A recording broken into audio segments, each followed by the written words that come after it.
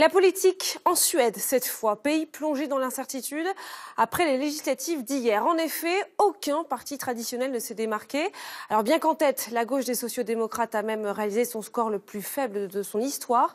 Elle va donc devoir faire alliance avec la droite, le seul moyen de faire barrage aux nationalistes qui, sans réaliser le raz-de-marée annoncé, approchent tout de même les 18%. À Stockholm, Pascal Verdeau et Aurélien Martin. Il est souriant et heureux car il a fait progresser son parti de 5 points.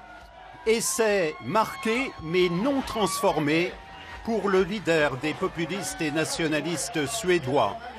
Avec 17,6% des voix, le parti anti-immigré loupe la seconde marche et reste la troisième force du royaume.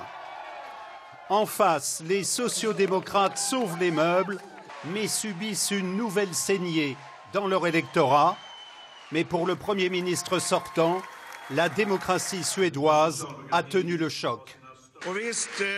Bien sûr, je suis déçu de voir qu'un parti qui menace la liberté d'expression, qui a des racines nazies, puisse obtenir autant de suffrages. Une opinion largement partagée ce matin dans les rues de Stockholm. La capitale suédoise n'a pas été séduite par les sirènes populistes. Ils n'ont pas obtenu un grand succès. Je redoutais un score plus élevé. Ce sont des racistes. C'est horrible. Nous savons bien ce qu'il s'est passé en Allemagne entre 1939 et 1945. Des populistes isolés pour le moment sur l'échiquier politique, mais qui souhaitent durcir encore les politiques migratoires. Pascal Verdeau, on vous retrouve en direct de Stockholm. Alors pas de raz-de-marée nationaliste, on l'a vu, mais il va tout de même falloir compter sur cette nouvelle force politique. Oui, tout à fait, Émilie. Donc, vous l'avez vu, des populistes qui vont rejoindre la famille nordique des autres populistes, danois et finlandais.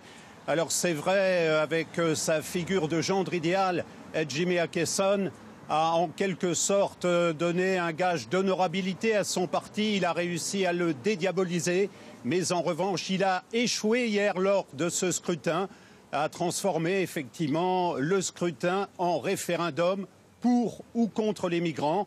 Il faut dire que l'an dernier, la Suède n'a accueilli que 35 000 réfugiés.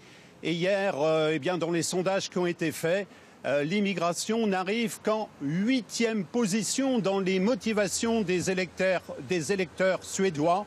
Loin derrière la sécurité, les hôpitaux, les crèches, les écoles. Alors ce matin, vous l'avez dit aussi, c'est aussi une défaite pour les grands partis de gouvernement, la gauche et la droite, incapables donc de répondre à la colère des électeurs suédois. Bref, vous le voyez, la Suède est entrée dans l'ère des turbulences. Merci beaucoup Pascal Verdeau.